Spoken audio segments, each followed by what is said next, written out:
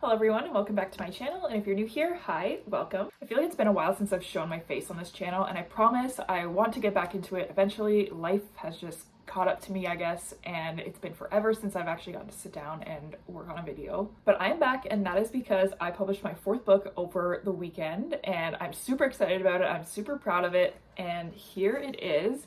It's a young adult thriller, and it's called A Familiar Betrayal. And I don't have the physical copies right now, I just have the proof copy. They're not going to be in for a while. But this is a thriller that actually takes on a family vlogger perspective. The topic of family vlogs has actually been something that I've been passionately angry about for a while, and I figured what better way to deal with that than to write a book about it and take on a thriller perspective. Before I get into what inspired it, I'll kind of just give you a little rundown of what A Familiar Betrayal is about. So this follows a 17-year-old girl whose name is Alyssa, and her mother is a family vlogger who has documented her entire life. She was a teen mother. So Alyssa's just kind of been stuck in the spotlight for her entire life, and so have her 2 younger siblings.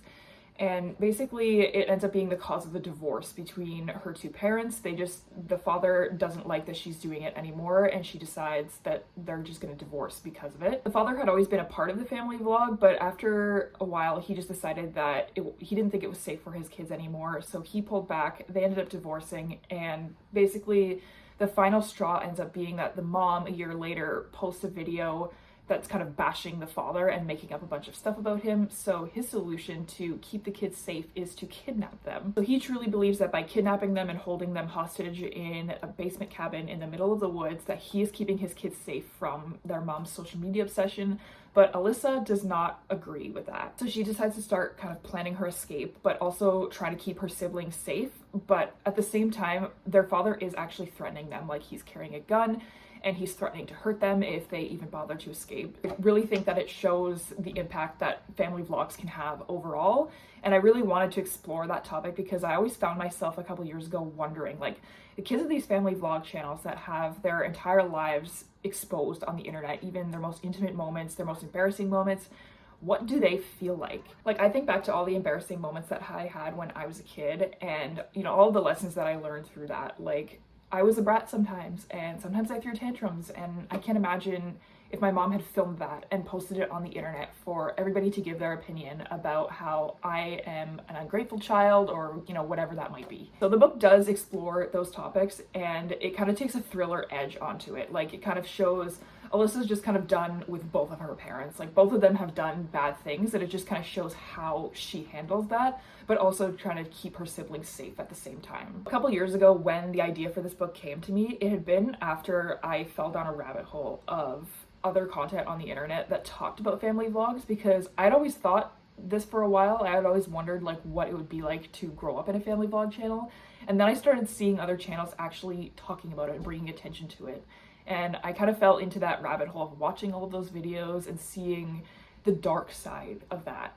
Normally these channels start off pretty genuine. A lot of the family channels that are a little bit older, they started with people just wanting to document important moments in their kids' lives.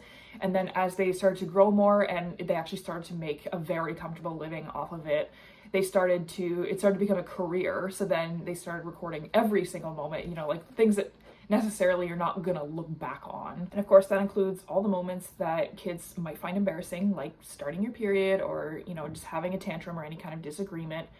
They don't want that out on the internet, but their moms or their parents, they know that it will make them money, so they kind of have no say in the matter. And actually the first family vlog channel that I started to look into while I was doing my research a couple years ago was 8 Passengers, and that was before Sherry Frankie was arrested. There were lots of problematic videos that 8 Passengers did put out, but I remember there's one that just sticks out to me so much, and it was they had just avoided a massive car accident, and it looked really scary, and Sherry got out of the car and was just filming herself. Her kids are in the car, and she leaves them in there, and they hadn't been in the accident, they had just witnessed it, and she's holding the vlog camera, and she leaves her kids there, and she runs to the other cars, and she's like, "Oh my god, are you okay?" And she's filming the other people that clearly don't want this to happen.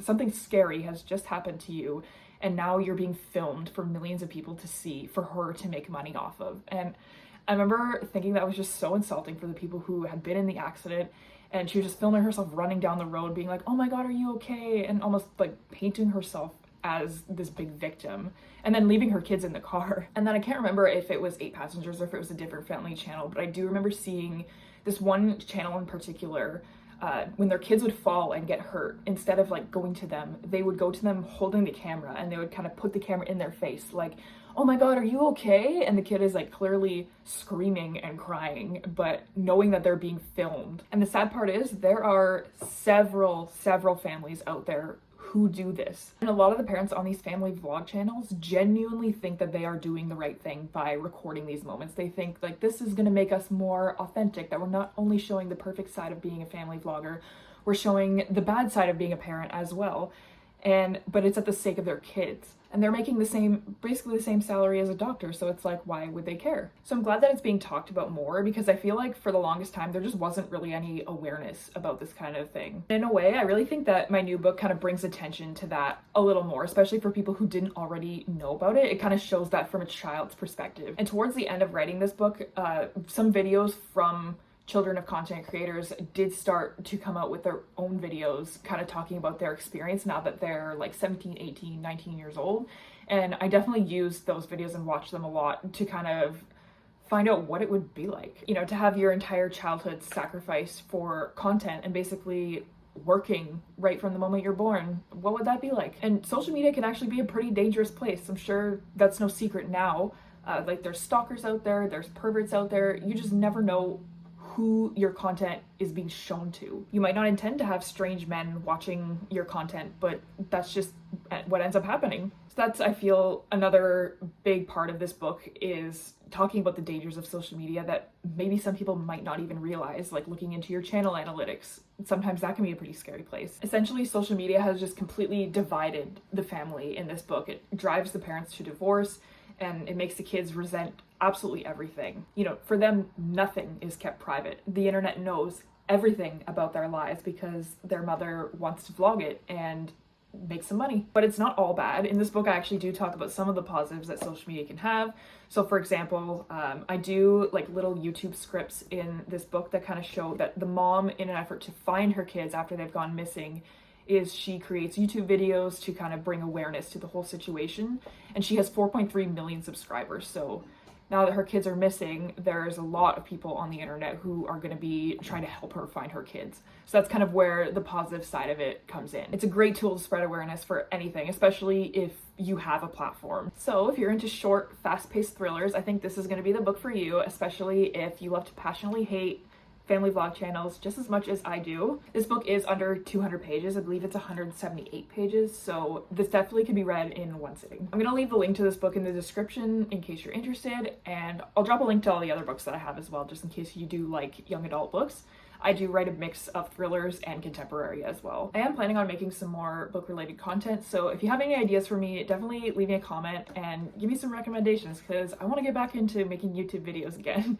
I forgot how fun it can be, and the irony is not lost on me that I am wanting to make more YouTube videos while also basically trash talking people who make YouTube videos. Not everybody though, there's lots of content creators that I really enjoy, just not people who exploit their children for money. So yeah, that's it for this video. Thanks for watching, and if you want to check out this book, you can definitely go check out the link in the description, and if you have any questions about the book, definitely leave a comment down below and I'll be sure to answer. So thanks for watching, and I'll see you in the next one. Bye.